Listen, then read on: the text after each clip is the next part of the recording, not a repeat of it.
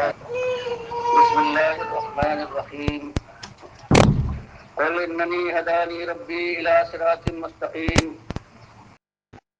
دينا قيما ملة إبراهيم حنيفا وما كان من المشركين قل إن صلاتي ونسكي ومحياي ومماتي لله رب العالمين لا شريك له وبذلك أمرت وأنا أول المسلمين قل غير الله يبغي ربا وهو رب كل شيء ولا تكسب كل نفس إلا عليها ولا تزر وازرة وزر أخرى ثم إلى ربكم مرجعكم فينبئكم بما كنتم فيه تختلفون. سورہ انعام کی یہ آخری آیتیں ہیں. یہ اس کتاب کی آیتیں ہیں جس کو حضرت عمر رضی اللہ تعالیٰ عنہ نے اپنی خلافت کے زمانے میں ممبر پر ہاتھ میں اٹھایا تھا اور کہا تھا کہ سنو، تمہارے نبی صلی اللہ علیہ وسلم نے اس کتاب کے متعلق کہا ہے کہ ان اللہ یرفع بہذا الکتاب اقواما ویضع بہ الاخرین. مسلم نے روایت کی ہے یہ روایت کہ نبی صلی اللہ علیہ وسلم نے ارشاد فرمایا کہ ان اللہ، سچی بات یہ ہے کہ اللہ تعالیٰ یرفع بہذا الکتاب، بلند و بالا کرتا ہے، کامیاب و سرفراز کرتا ہے، کامران و سرخرو کرتا ہے، تاجدار بناتا ہے، کجکلا ٹھہراتا ہے ان اقوام کو، اس قوم اور گروہ کو جو اس کتاب کو جیسے کہ یہ ہے مان لے. وَيَضَعُ بِهِ الْآخَرِينَ، اور اسی کتاب کے ذریعے سے جو اس کو ماننے سے انکار کر دے یا ماننے کا اقرار کرنے کے باوجود وہ دوغلا پن دکھائے، منافق ہو، زبان سے کہے اور چل کر نہ دکھائے، تعویلیں کرے، اس کے خلاف نظریات پیدا کرے اور اس کو پسے پش ڈال دے، فریب کار، دھوکے باز جو قوم ہو تو مالک کے نبی فرماتے ہیں صلی اللہ علیہ وسلم کہ پروردگار ایسی قوموں کو گرا دے گا، ذلیل کر دے گا، خراب و خستہ کر ڈالے گا، ان کی آبرو کے کفن کے تار تک بکھیر دے گا، ان کے وجود کو برباد کر ڈالے گا، ان کی بستیوں کو اجاڑے گا، ان کے نونہالوں کو تحقیق کروائے گا اور ان کی ساری شوکت کو، ساری محبت کو پانی پانی کر ڈالے گا. یہ کتاب کہتی ہے کہ آپ نے جب سے صحیح دین توحید پیش کیا ہے، آپ نے ان کے باباؤں کو، ان کے ٹھاکروں کو، ان کے حضرات کے خلاف آواز اٹھائی ہے کہ یہ اللہ کی مخلوق ہے، نا چیز ان کے پاس کیا ہے، اس کے پیدا کیے پیدا ہوئے، اس کے جلائے جیے، اس کے مارے مر گئے، اس کے اٹھائے اٹھیں گے. جب آپ یہ صحیح صاف بات کھول کر ان کے سامنے بیان کرتے ہیں تو یہ جی بجبی ہوتے ہیں، منہ بناتے ہیں، ان کے ہاتھ تن جاتے ہیں، ان کے چہرے بگڑ جاتے ہیں منحوسوں کے، اور چاہتے ہیں کہ اپنے روب و داب سے، اپنے قوت کے ظام میں، اپنے طاقت کے غرور کے اندر چاہتے ہیں کہ آپ بھی ان کی ہاں میں ہاں ملانے لگے، ان سے کچھ لین دین کریں، کچھ مداحمت کرنے پر اتر آئے. فرمایا صاف جواب دیجیے، کھل کر ٹھوک کر بیان کیجیے کہ تم گمراہو. کل حکم ہوتا ہے مالک کا، اننی، کہیے ان سے، اننی بات یہ ہے کہ میں ہدانی ربی، مجھے میرے رب نے راہ دکھائی ہے، میں توحید کو پا گیا ہوں، میں اللہ کا بندہ بن گیا ہوں. تم ظالموں، ایک کے بجائے تمہارے کتنے مالک ہیں، کتنے پروردگار ہیں، کتنے تمہارے داتا اور دستگیر ہیں، تمہارے کتنے مشکل کشا بندہ پرور ہیں، کتنے غوثوں کے تم بندے ہو. مجھے مالک نے راہ دکھائی ہے، بھٹکو، گمراہو. تم میرے سامنے آنکھ ملاتے ہو، مجھ سے کہتے ہو کہ یہ بات نہ کرو. ان سے کہیے کہ میرے مالک نے مجھے راہ دکھائی، میرے رب نے جو مجھ نے مجھے پیدا کیا ہے، مجھے کھلاتا ہے، اور تمہارا بھی رب ہے ظالموں. کدھر راہ دکھائی؟ الی صراط مستقیم، سیدھا راستہ دکھایا ہے. صراط، سیدھا راستہ، مستقیم، جس میں کہیں کہر نہیں ہے. یہ راستہ وہ ہے اللہ کی رضا کا راستہ، بندگی کا راستہ، خوف خدا کا راستہ، جنت کی بادشاہی کا راستہ، تقوی کا راستہ اللہ نے مجھے دکھایا ہے. اس لیے جو بات میں کہہ رہا ہوں ہاں کہ پکارے بالکل حق ہے. ذرہ برابر اس میں ایک ذرا سی کمی تم لانا چاہو، مجھے مجبور کرو تو میں اپنا سر کٹوا دوں گا، لیکن کمی نہیں لا سکتا. یہ میرا مالک کا حکم ہے. اور یہ دین صراط مستقیم جس پر میں قائم ہوں، دینم قیمم ملت ابراہیم، یہ بالکل سیدھا ایسا دین ہے، کوئی ٹہ نہیں ہے، یہ ایسا دین، ایسا راستہ، ایسا مسلک، ایسا مذہب ہے، اور یہ ملت ابراہیم حنیفہ، یہ اسی ابراہیم کا میرے دادا کا دین ہے۔ کہیے نبی صلی اللہ علیہ وسلم کا فرمایا جا رہا ہے، کہیے یہ وہی دین ہے، اس کے متعلق تم مشرک ہو، تم کہتے ہو کہ یہ ہمارے دادا تھے، ہم ان کی اولاد ہیں، ان کو مانتے ہیں۔ فرمایا تم جھوٹے ہو، تم نے ان کے دین کے اندر پابندیاں نکال کر تم بھٹک گئے ہو، اور میں اعلان کرتا ہوں کہ میں صحیح معنوں میں اپنے دادا ملت ابراہیم کی ملت کے اوپر، ابراہیم علیہ السلام کی ملت حنیفہ، وہ جو یکسو تھے، یہ ایسا دین ہے جس میں کسی باطل خدا کی کوئی ملاوٹ نہیں ہے، یہ بالکل پاک و صاف دین ہے، ایک رب کا ماننے والا، ایک الہ کا ماننے والا، یہ ایسا دین ہے۔ اور تم کس منہ سے کہتے ہو جھوٹو کہ تم صحیح راستے پر، تمہارا دین بالکل غلط، تمہارا دین ملاوٹ کا دین ہے، اور تم اپنے دادا کے دین کے پیرو ہونے کا دعویٰ کرتے ہو، اور مشرکو تمہاری ایک ایک جگہ پر، ایک ایک گھاٹ کے اوپر، ایک ایک تمہارے موڑ کے اوپر تمہارا ایک بابا، ایک الہ، ایک تمہارا معبود براجمان ہے، کسی کے دنڈوت کرتے ہو، کسی کے پھیرے لگاتے ہو، کسی پر نظر نیاز ہے، کسی کو آواز دیتے ہو، تم تو وہ لوگ ہو۔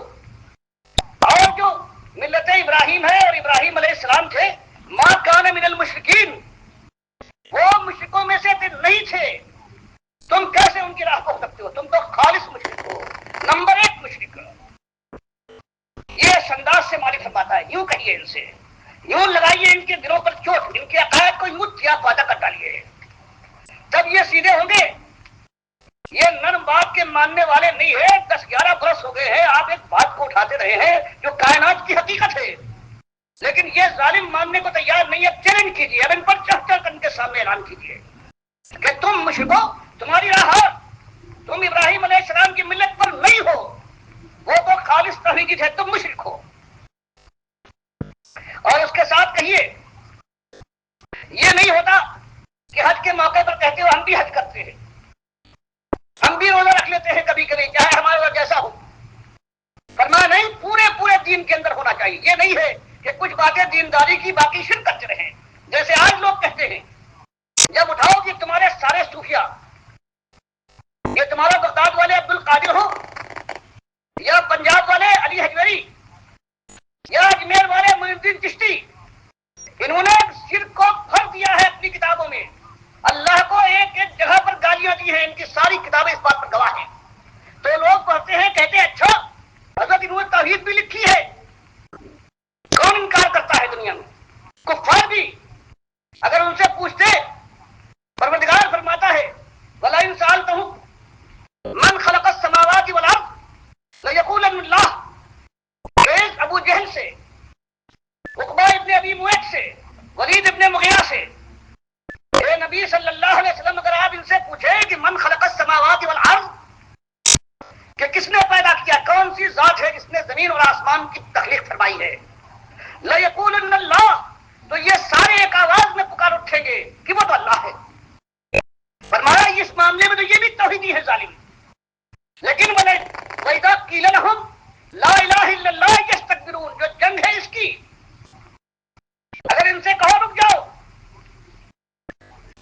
تم نے مانو کہ وہ آسمان کا بنانے والا ہے، زمین کا بچھانے والا ہے، تو یہ بھی مانو اکیلا ہے، کہتے نہیں، یہ بات نہیں۔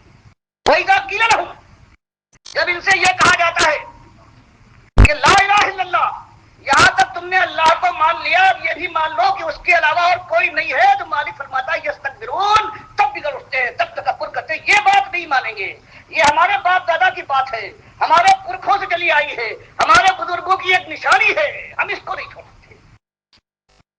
تو یہی بات کہ وہاں بھی ان مشرکوں کے اندر بھی توحید کا ایک جز تھا۔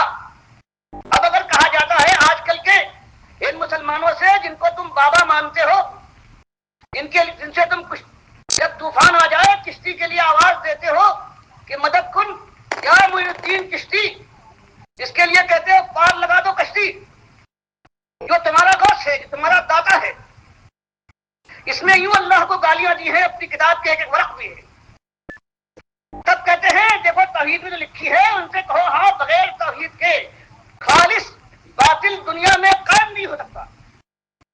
جب تک اس کے اندر کچھ حق نہ ہو. کوئی دیوار تم ایسی بنا سکتے ہو کہ خالی ریت کا پلاسٹر دیتے رہو اور وہ دیوار کھڑی ہو جائے. کچھ نہ کچھ اس میں سیمنٹ ملانا پڑے گی تبھی دیوار بن سکتی ہے. یہ انہوں نے کیا ہے. اور مالک فرماتا ہے ان سے کہیے کہ تم جھوٹے ہو. تم ابراہیم علیہ السلام کے مسلک پر بالکل نہیں ہو. وہ تو توحیدی تھے اور تم مشرک ہو. اور ہر چیز میں ہر مسئلے میں اللہ کی بندگی ہونا چاہیے. کسی ایک شاخ میں بھی اللہ کے ساتھ اگر شرک آ گیا تو پورا انسان خالص مشرک ہے. مالک کے نبی فرماتے ہیں صلی اللہ علیہ وسلم من مات یشرک باللہ شیئا دخل النار. اگر کسی نے شیئا ذرہ برابر بھی شرک کو دخل دیا اپنے ایمان کے اندر تو وہ جہنم کا باسی بنے گا. وہ معمولی سے معمولی ہو. اور نہ کہ جو آج امت کے اندر جن کا دین پھیلا ہوا ہے انہوں نے تو ہر سطر میں اور ہر ورق کے اوپر اپنی خدائی کا اعلان کیا ہے اور یہ کہا ہے کہ ہم خدا کی ذات میں شامل فنا فی اللہ ہو کر ہم بھی خدائی کرتے ہیں. فرمایا کہیے ان سے کہ دیکھو ایمان یہ ہے, توحید یہ ہے جو میں کہتا ہوں, جو میں کرتا ہوں. قل ان سے کہیے ان صلاتی, یہ میری نماز تم دیکھتے ہو اللہ کے سامنے جھک جاتا ہوں. کبھی رکوع ہے, کبھی سجود ہے, کبھی قیام ہے, کبھی میری آنکھیں بہ رہی ہیں, کبھی میرا دل لرز رہا ہے, کبھی میرے رونگٹے کھڑے ہو رہے ہیں. یہ کس کے لیے ہے؟ یہ خالص ایک مالک کے لیے. اس کا بندہ ہوں, وہ میرا معبود, اس کے سامنے جھکتا ہوں. نمازیں, سجدے اور رکوع, دعائیں, استغفار اس کی بارگاہ میں ہے. تمہارے کسی بابا کو میں برے کاہ کے برابر نہیں سمجھتا. دنیا کی کسی چیز کو میں خاطر میں نہیں لاتا. بندگی صرف ایک مالک کی ہے. ان صلاتی خالص اللہ کے لیے ہے. ونسکی ساری میری عبادات ہوں, ساری قربانیاں نماز کے علاوہ تو ہے. وہ محیایا اور میری زندگی میں جب سے میں سنبھالتا ہوں اور مرتے وقت تک. وہ مماتی اور موت کا جو عین وقت ہے اس وقت بھی میرا مرنا بھی للہ خالص ایک پروردگار کے لیے ہے, ایک اللہ کے لیے ہے جو رب العالمین ساری کائنات کا پالنے والا ہے. تم ناشکرو, احسان فراموش ہو. اس کے احسان کا بدلہ یوں دیتے ہو کہ وہ احسان کرتا ہے اور منسوخ کرتے ہو کہ داتا نے دیا, غوث نے عطا فرمایا, چشتی نے یہ احسان فرمایا ہے. فرمایا کہیے کہ میری ہر چیز جو مجھے ملا ہے مالک کا عطیہ ہے, اس کا احسان ہے. اور میں اسی بات کو ثابت کرتا ہوں. نماز ہو, قربانی ہو, زندگی کی ایک ایک حرکت ہو, موت کا عین وقت ہو, یہ سب کچھ میں نے اپنے مالک کے لیے وقف کر دیا ہے جو ساری کائنات کا پالنہار ہے. اب آپ دیکھیں اس نماز کو اللہ نے فرمایا کہ نماز اللہ کے لیے وقف ہے. نبی صلی اللہ علیہ وسلم کی نماز کا کیا حال ہے؟ تیاریاں کرنے کے لیے انسان اٹھتا ہے, اس کی نگاہ میں رات کو سو کر اٹھا ہے یا رات کے وقت اٹھا ہے تہجد کے لیے یا کسی اور وقت, تو مسلمان کا رویہ جو اس کے نبی محمد صلی اللہ علیہ وسلم نے بتایا ہے, غور فرمائیے, اٹھتا ہے. جب سونے لگا تھا موت کے وقت, جو دنیا کی تھوڑی دیر کے لیے موت ہے, تو اس نے ایک ہی بات کہی تھی, اللہم بسمک اموت واحیا, کہ میرے مالک تیرا نام لے کر اموت میں سونے جا رہا ہوں. وقتی موت ہے جہاں مجھے امید پھر اٹھوں گا, اور جب اٹھوں گا تیرا نام لے کر اٹھوں گا. فرمایا نماز سے انسان سو گیا ہے, اٹھا ہے, اور اس وقت الحمدللہ الذی احیانا بعد ما اماتنا والیہ النشور. آپ کھلے, فرمایا گیا یاد مالک کے لیے تمہارا سونا اور جاگنا, زندگی اور موت سب ہے. اٹھتا ہے, فرمایا گیا اٹھنے کے بعد یہی کہو اس پاک ذات کی حمد و ثنا جس نے ہمیں مرے پیچھے پھر زندہ کیا. یہ وقتی موت چند گھنٹوں کی رات کو ہم سو ہو گئے ہیں پھر اس نے اٹھایا ہے اور ایک اصلی موت آنے والی ہے. اس کے بعد الہ النشور، اس کے پاس پھر ہم کو سب کو سمجھ کر جانا ہے. فرمایا نماز کا بھی ابتدا ہے اور اس کے بعد ارشاد فرمایا اٹھنے کے بعد حاجت سے فارغ ہونے کے لیے اگر قدم اٹھاؤ گے اور داخل ہونے لگو گے بیت الخلاء میں تو اس کے بعد بھی اللہ کو یاد کرو. اللہم انی اعوذ بک من الخبث والخبائث. بسم اللہ کہنے کے بعد پھر یہ کہو پروردگار میں خبث اور خبائث سے پناہ مانگتا ہوں. اور جب باہر نکلو تو اس کے بعد غفرانہ کہو. یہ کہو کہ مالک اتنے دیر ایسی جگہ گندی جگہ پر رہا ہوں، خیالات بگڑے ہوں، تیری یاد سے غافل رہا ہوں تو پروردگار معاف فرمانا. اور پھر فرمایا کہ ہاتھ دھونا شروع کرو، اگر وضو کرنا شروع کرو تو اس کے بعد پھر اللہ کے نام لو. بسم اللہ الرحمن الرحیم. اور وضو کرنے کے بعد اس کے بعد اور چیزیں آئی ہیں کہ یہ ہاتھ دھو تو یہ دعا پڑھو، منہ دھو تو یہ دعا پڑھو. خالی جھوٹی باتیں. ایک دعا یہ ہے جو صحیح روایت سے آئی ہے اور دوسری صحیح روایت جو آتی ہے کہ جب وضو کر چکو تو اس کے بعد کلمہ شہادت پڑھو، اشہد ان لا الہ الا اللہ واشہد ان محمد عبدہ ورسولہ. اور اس کے پڑھنے کے بعد اللہ کا احسان یہ ہوتا ہے کہ جنت کے سارے دروازے 8 دروازے ایسے بندے کا استقبال کریں گے. ہر جگہ ایک ہی بات ہے، زندگی ہے موت ہے، جینا ہے مرنا ہے، اٹھنا ہے بیٹھنا ہے. یہ نماز کی تیاری ہو رہی ہے. اور اس کے بعد وضو سے فارغ ہونے کے بعد اذان دینے والا کیا پکارتا ہے؟ اللہ اکبر اللہ اکبر. کہ مالک صرف بڑا ہے. یہ جو آج بادشاہ بڑائی کر رہا ہے، راج مہاجن بڑائی کا تاج زبردستی اپنے سر پر رکھ رہا ہے، یہ پیر اور مولوی بڑائی کے سنگھاٹن پر براجمان نظر آتا ہے، یہ سارے چھوٹے ہیں جھوٹے ہیں، یہ غاصب ہیں، یہ طاغوت ہیں، ان کے پاس کچھ نہیں ہے. اللہ بڑا ہے. اللہ اکبر اللہ اکبر. اور اس کے بعد جو ہر طرف کفر و شرک پھیلا ہوا ہے، یہ قبریں اور آستانے، یہ علم اور تعزیے، یہ درگاہیں اور زیارتیں، کوئی دیتا ہے کوئی لیتا ہے، یہ شرک سمبلس اور یہ اڈے، یہ سومناتھ کے مندر جو پھیلے ہوئے ہیں. تو ایک مؤذن پکارتا ہے اشہد ان لا الہ الا اللہ، پکارتا ہے گواہی دیتا ہوں الہ کوئی نہیں ہے سوائے ایک الہ کے. یہ سارے یہ جو اڈے ہیں یہ جھوٹے ہیں، ان کو مسمار کرو، ان میں آگ لگاؤ. یہ سومناتھ کے مندروں کے لیے غزنوی بنو، کوئی باہر سے نہیں آئے گا. اللہ اکیلا ہے شہادت دیتا. یہ شہادت دینے کے بعد اشہد ان محمد رسول اللہ. دوسری گواہی یہ کہ کسی کی بات نہ ماننا ان جھوٹوں کی. موپیر اور مولوی یہ ظالم پیٹ کے کتے ہیں. یہ گواہی دو کہ نبی صلی اللہ علیہ وسلم رسول ہیں اور ان کی بات مانوں گا قیامت تک کے لیے. ان پیروں اور مولویوں کی جو بات ان سے ٹکرائے گی اس کو پھر اللہ کو. پھر حی علی الصلاۃ آواز دی جاتی ہے. کہاں جا رہے ہو؟ بابا کے یہاں درگاہوں پر جمعرات کو زیارت کے لیے جا رہے ہو، بال بچوں کو بے شرموں لیے جا رہے ہو، وہاں کا مجاور تمہاری جوان بیٹی کے سینے کے اوپر جھاڑو پھیرے گا بابا اس لیے جا رہے ہو. نظر باز بیٹھے ہوئے ہیں یہ چرس اور گانجے والے. فرمایا گا کہاں جاتے ہو؟ حی علی الصلاۃ. یہ بابا کی زیارت کو سلام بھرنے جا رہے ہو؟ تمہارے لیے اللہ کی بارگاہ ہے، اور نماز کی طرف.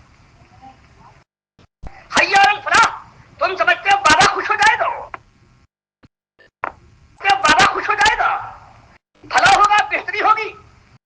ظالمان فلاح یہاں ہے، اللہ کے سامنے جھکنے میں، بابا کی درگاہ میں زیارت میں نہیں ہے.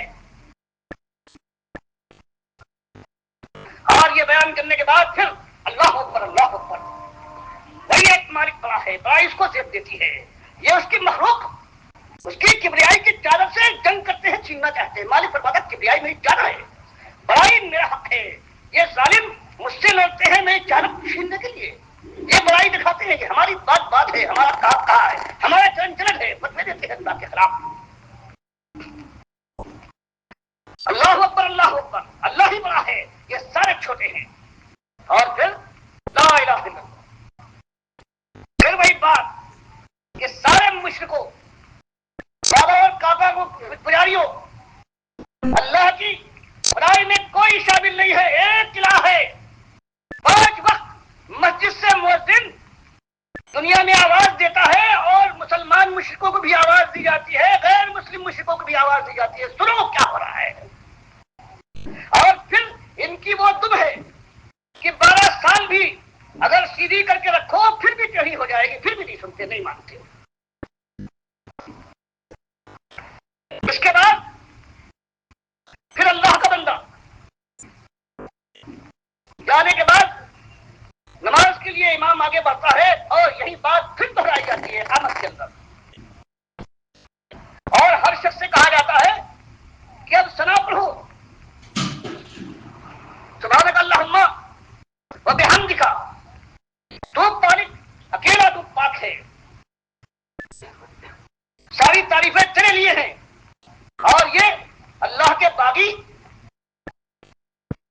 جو صوفیہ کہلاتے ہیں، بایزید بستانی جن کو کہتے ہیں وہ بڑے پیر تھے، او بڑا پیر، وہ کیا کہتے ہیں، ساری کتابیں ابن عربی کی فتوحات مکیہ لے لو، کشف المحجوب لے لو جس کو داتا کہتے ہو، کیا کہتا ہے یہ ظالم، کہتا ہے سبحانی ما اعظم شانی، یہ ظالم جو تمہارے یہاں تمہارا آج کے مسلمانوں تمہارا بابا ہے، اس کا قول ہر تمہارا صوفی نقل کرتا ہے شام کے ساتھ برات اللہ تھے، توحیدی تھے، اللہ کی ذات میں گھس گئے تھے۔ یہ توحید کا اتحاد ثلاثہ یہ صوفیوں کی جڑ ہے۔